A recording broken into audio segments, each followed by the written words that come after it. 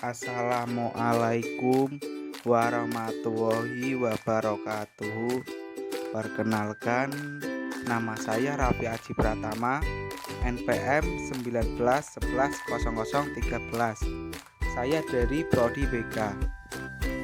Di sini saya akan membahas materi mengenai cara belajar efektif dan efisien.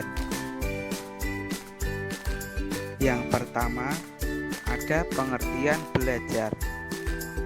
Belajar adalah suatu proses atau upaya yang dilakukan setiap individu untuk mendapatkan perubahan tingkah laku, baik dalam bentuk pengetahuan, keterampilan, sikap, nilai positif sebagai suatu pengalaman dari berbagai materi yang telah dipelajari.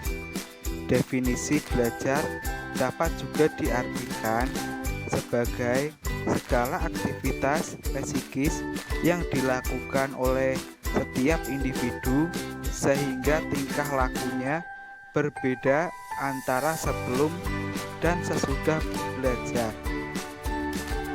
Perubahan tingkah laku atau tanggapan karena adanya pengalaman baru, memiliki kepandaian atau ilmu setelah belajar, dan aktivitas berlatih. Selanjutnya, ada faktor yang mempengaruhi hasil belajar. Belajar itu merupakan aktivitas fisik dan mental yang tidak berdiri sendiri, tetapi keberhasilan belajar ditentukan oleh banyak faktor. Faktor-faktor itu bisa berasal dari dalam diri sendiri, faktor internal, dan faktor dari luar, atau faktor eksternal. Faktor-faktor tersebut diantaranya adalah: yang pertama, kondisi internal. Kondisi ini adalah kondisi yang berasal dari dalam diri siswa yang meliputi: pertama, fisik atau jasmani. Artinya, apabila secara umum kondisi seseorang apabila dikatakan sehat, maka akan mempengaruhi aktivitas dan hasil belajarnya. Misalnya, siswa dalam kondisi keadaan sakit, secara tiba-tiba terjadi sakit kepala atau sakit perut, siswa sedang menjalani perawatan operasi, dan lain-lain. Yang kedua, psikis atau kejiwaan. Artinya, apabila kondisi kejiwaan seseorang dalam belajar kurang stabil, maka akan mempengaruhi aktivitas belajar dan hasil belajarnya. Misalnya, siswa diliputi rasa ketakutan, kecemasan, terus adanya konflik batin, diliputi rasa kekecewaan, serta gangguan psikis. Yang ketiga, adanya kemauan atau niat yang muncul dari dalam diri individu, dan kemauan atau niat tersebut benar-benar tulus, maka akan mempengaruhi aktivitas belajar dan hasil belajarnya. Misalnya, siswa niat belajar dengan sungguh-sungguh karena belajar atau sekolah itu merupakan suatu kebutuhan diri sendiri apabila ingin mencapai masa depan yang gemilang. Siswa juga berniat bahwa saya harus menjadi orang yang sukses dan berhasil dalam sekolah dan karir saya.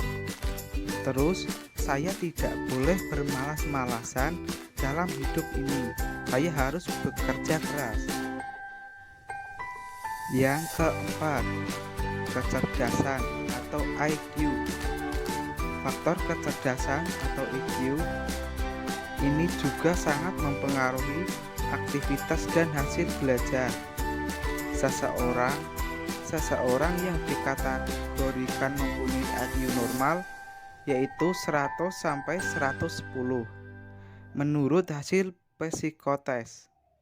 Maka ia disimpulkan akan mampu mengikuti belajar di sekolah umum dengan lancar selama ia tidak mengalami gangguan-gangguan lainnya.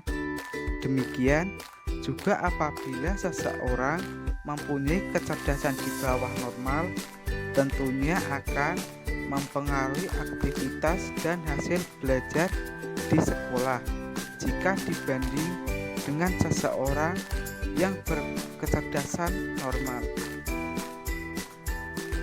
Yang kelima, minat. Minat juga menentukan aktivitas dan hasil belajar seseorang. Minat adalah tertarik yang kuat terhadap objek tertentu.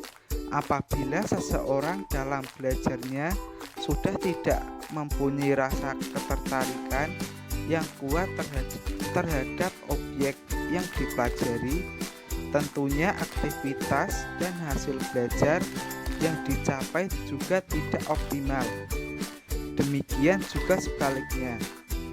Oleh karena itu, perlu seseorang terus-menerus untuk belajar mencintai, menyenangi suatu objek belajar sehingga pada akhirnya mampu dengan seutuhnya tertarik yang kuat dan mencintai dengan setulus-tulusnya objek pelajaran tersebut, yang pada akhirnya motivasi belajar semakin meningkat untuk mencapai keberhasilan dalam belajar. Yang keenam, motivasi. Motivasi adalah dorongan yang ada dalam diri seseorang untuk mencapai suatu hasil tertentu atau suatu perbuatan. Motivasi bisa dikelompokkan menjadi dua, yaitu motivasi internal dan motivasi eksternal. Motivasi internal adalah dorongan yang muncul dari dalam diri seseorang. Misalnya, belajar adalah suatu kebutuhan untuk masa depan dan sejenisnya. Sedangkan motivasi eksternal adalah dorongan yang dilakukan oleh seseorang karena ada faktor dari luar. Misalnya, hadiah. Siswa akan dapat hadiah apabila nilai hasil belajarnya di atas 80. Kedua motivasi tersebut sudah dilaksanakan baik oleh orang tua, guru, atau suatu lembaga.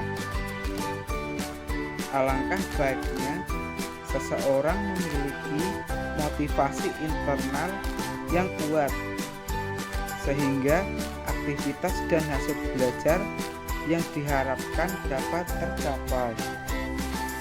Selanjutnya, kondisi eksternal.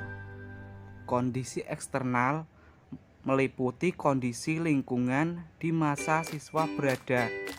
Kondisi lingkungan adalah keadaan alam sekitar siswa yang mempengaruhi kegiatan belajarnya, baik lingkungan personal maupun lingkungan materi atau sarana prasarana. Kondisi eksternal tersebut yaitu yang pertama, sarana dan prasarana. Sarana prasarana menunjang keberhasilan belajar, juga mempengaruhi aktivitas dan hasil belajar seseorang. Sarana dan prasarana ini juga bisa dari siswa dan dari lembaga pendidikan. Misalnya, sekolah sarana dan prasarana menunjang belajar juga lengkap, maka kemungkinan untuk mencapai hasil belajar yang maksimal akan tercapai. sarana dan prasarana belajar, misalnya buku paket, buku catatan, ruang laboratorium, komputer, laptop, dan lain-lain. Yang kedua yaitu lingkungan sekitar.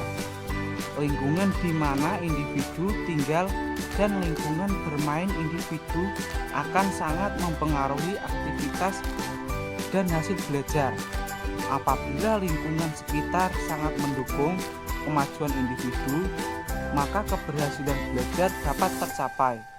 Demikian juga sebaliknya, termasuk di dalamnya adalah lingkungan bermain dan kelompok individu.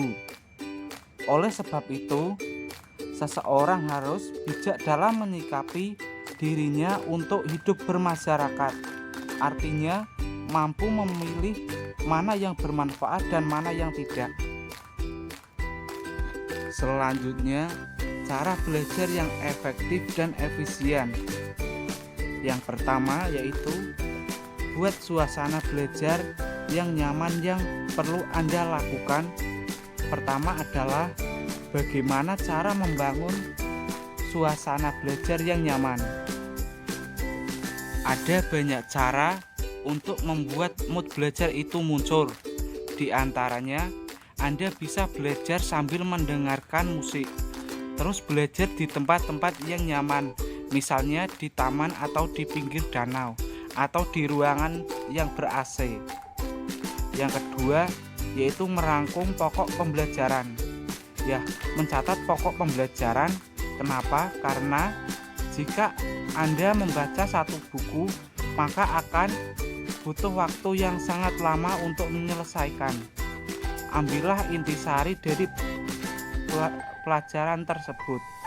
Hal ini akan membuat kemudahan mengingat dan juga mudah untuk memahami inti dari pembelajaran tersebut. Yang ketiga, belajar bersama. Metode ini seringkali dikatakan metode yang paling efektif karena dalam suasana belajar berkelompok yang cukup santai, otak menjadi lebih rileks menerima pelajaran atau materi yang akan diserap. Selain itu, hal-hal yang belum diketahui akan lebih mudah diselesaikan dengan bekerja sama. Maka sangat dianjurkan untuk belajar bersama untuk menghadapi ujian. Yang keempat, mengerti bukan menghafal. Hal yang paling sering dilakukan oleh siswa ataupun mahasiswa ketika ingin menghadapi ujian adalah menghafal. Sebenarnya tidak salah, cuman kurang efektif. Untuk lebih efektifnya adalah mengerti teorinya, maka dengan sendiri akan kita ingat ketika ujian. Kalau ada masih dalam metode belajar dengan menghafal, sangat disarankan untuk pindah ke metode mengerti materi. Baik, sekian dari saya. Wassalamualaikum warahmatullahi wabarakatuh.